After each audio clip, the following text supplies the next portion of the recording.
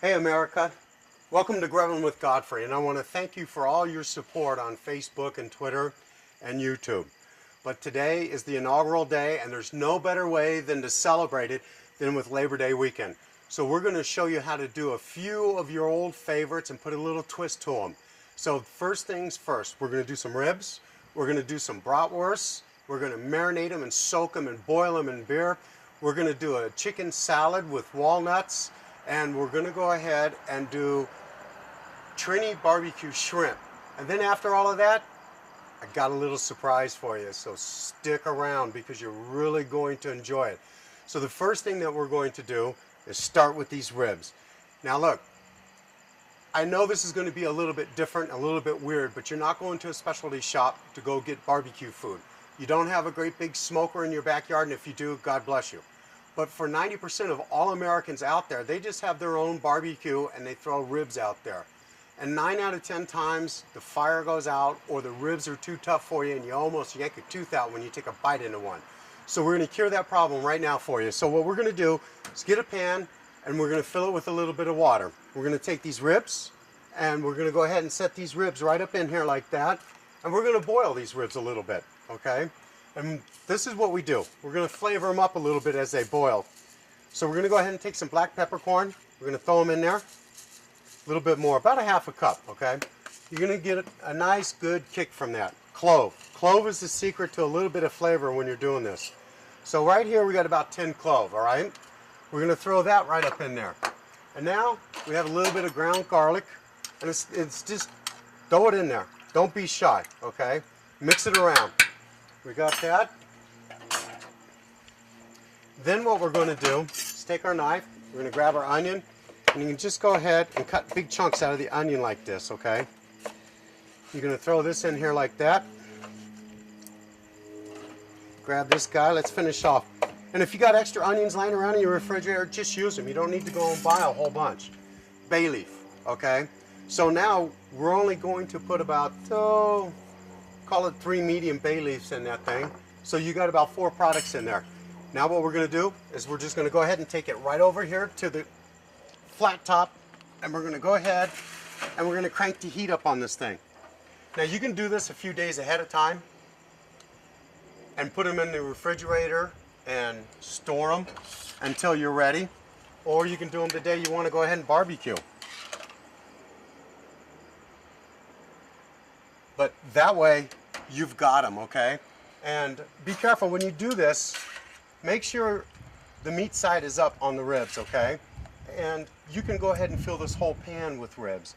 Now, I do it this way instead of cutting them in half and throwing them into a round pan, because usually the meat does wind up sticking to the bottom a little bit, and you want to avoid that. And the only way you're going to do that is to be there all day long, just, stirring them around, so you don't want to do that. So now these are good to go, okay? Now the next thing we're going to do is we're going to get our chicken out, okay? And we're going to blanch this chicken off right here. And I use my favorite Ziploc bags.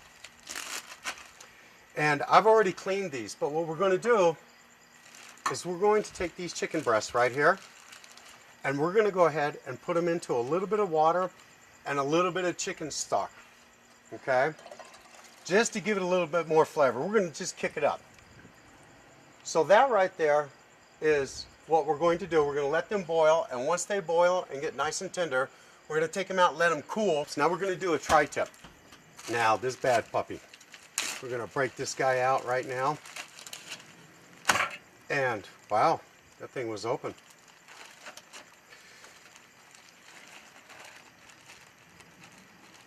And just lay this right here. Just like that. I'm going to take my favorite spray. We're going to put this guy on the grill. Come on, Mike, follow me to the grill. Okay. I'm going to put meat side down first and then fat side up, because when you do it that way, when the fat starts cooking, the juices from the fat go through the meat, okay? Start tenderizing it. You hear that thing sizzle? Man, awesome, awesome. Okay, the next thing, brats. You know, brats are something that just people just love to eat at barbecues. And it's just a common food. You say, well, God, you should be able to fix them up and do all this other stuff to it and add all these spices. I'm going to fake you out. I'm going to do something very, very simple. I'm going to grab my pan here. We'll put a little bit of water in it. Now, I've done this a million times, and I've used 100 different types of beers.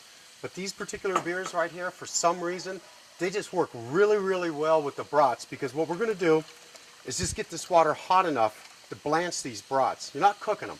And I'm going to tell you why here in just a sec. Sausage is made with casings, okay? The casings here on the end, they like to explode on you if you put them on that broiler raw, okay? Or they'll split up this way.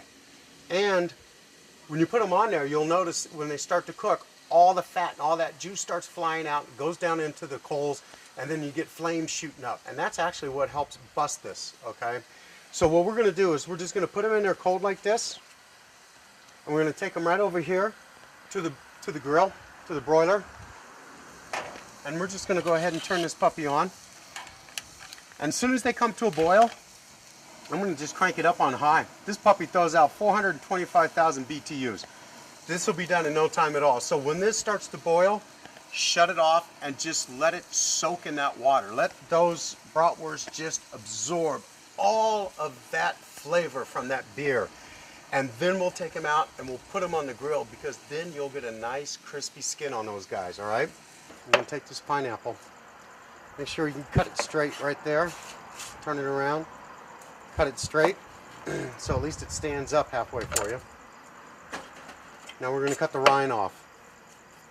Now the pineapple we're going to use in 2 of our items today. So that's why I chose to go ahead and cut this in front of you guys, because we need 2 different sizes. We're going to cut some chunks big enough for some Trini shrimp. Top to bottom, right down the center, turn it around. Once again, now you can move a couple big pieces off to the side. Take this. Now you see the core? This is the core right here. Okay? It's got a lot of fiber to it right here, and it's really chewy. So if you can, just cut the core right out, just like that. And you get right to the meat of the pineapple, the sweet part. Okay? Now you're going to go ahead and cut this again. We're going to cut chunks just like this. This is going to be for the Trini barbecue. We'll set this right up here in front. Take this guy. We're going to slice it right on down.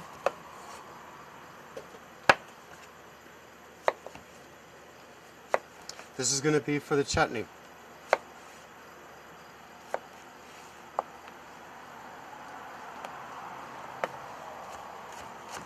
If you're wondering why I did the pineapple last and I put the orange juice in there, it's because I want the orange juice to sit there and just kind of like marinate into everything, okay, with its natural sugar. Good flavor.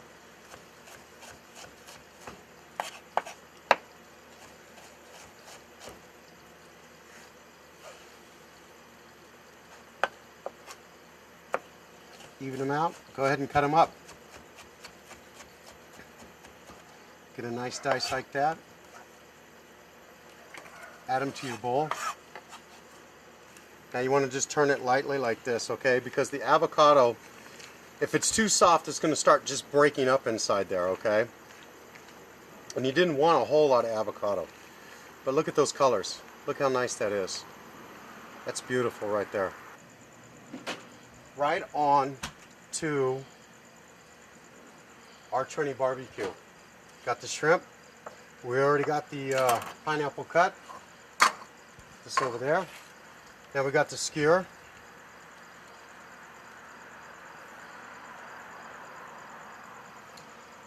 Take it head to tail first, okay? Because that helps you guide that into that tail. The head's just bigger, tail's smaller, so it's just easier to go ahead and make your kebabs this way.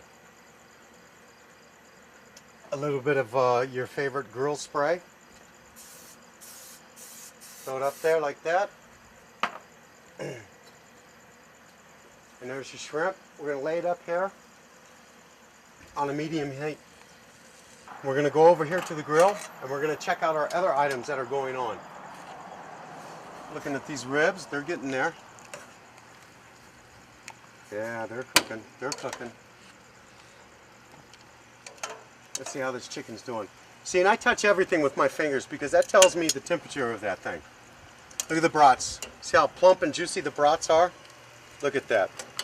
These things are awesome. See how the casing stayed closed on it and staying closed here? This will be awesome. We're going to put these up on top of that broiler here in a minute. Let's check the tri-tip. I need a towel. Look at that. Look at the color on that tri-tip, huh? Now if it's laying this way, now you want to go catty corner with it. That way you can go ahead and get some nice marks on it. It'll give you that diamond mark that you see like in the restaurants and everything. You put that down like that. Now, what I was talking about just a minute ago with temperature. God gave you a temperature gauge. A lot of people like to cut their meat open to see what temperature it is, or they want to walk around with a thermometer. That's fine, but I'm going to show you something really quick. It's simple, but it's silly, but it's serious. All right? And this is your temperature gauge. You take your arm and you hold it out like that, and you start at the bottom of the wrist right here. This right here is rare. This right here is medium rare.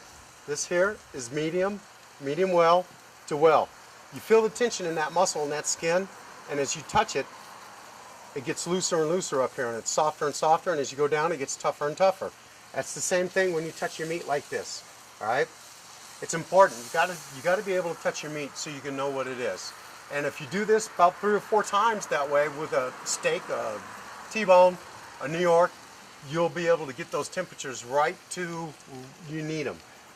This we're going to go ahead and let go to about 145, and we're going to, after it gets to 145 degrees, we're going to pull it, let it sit for about 10 minutes. Okay, now we got everything going. The brats are shut down, the chicken is almost done, the ribs are cooking good. You saw how beautiful the tri-tip. I can't talk today. My tongue is fucking away from my mouth. So let me try it again.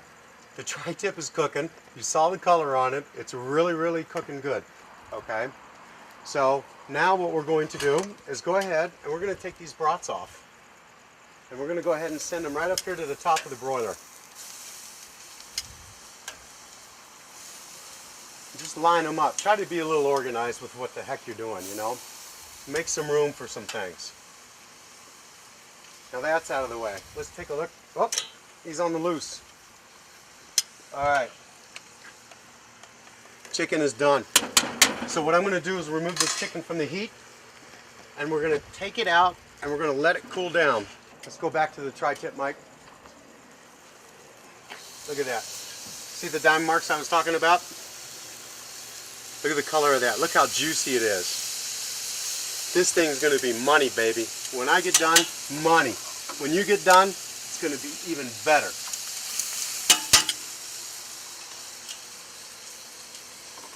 So let's go back over here to the grill a little bit. Check out. Look at that. Look at that color on that puppy. Oh, that thing is just awesome right there, man. I'm going to take these. See now, look at with the brats. You cook them slow like this, and you start seeing the little marks on it. Okay, and you just flip them. You see like that? And you just want to cook these things at a slow pace so they get a nice crispy skin on them from the casing. And you just keep an eye on it. Okay. We got the shrimp going on here, the butter. We're getting close to having the butter done, and then we can go ahead and start adding a few things to it. In the meanwhile, we're going to take a look at these ribs, see how they're doing. Now with the ribs, what you want to do is while you boil them down is you want to see the meat start coming down on the bone. Okay? And once the meat gets down, quarter of an inch or so, let me grab another one, Mike. See how the meat's coming down on this bone right here? When you start seeing that all along the whole rib, that's about when they're going to be done. You can pick it up and see how straight it still stays. When you pick this thing up, it should flop almost all the way over, and then you know that those things are going to be tender enough.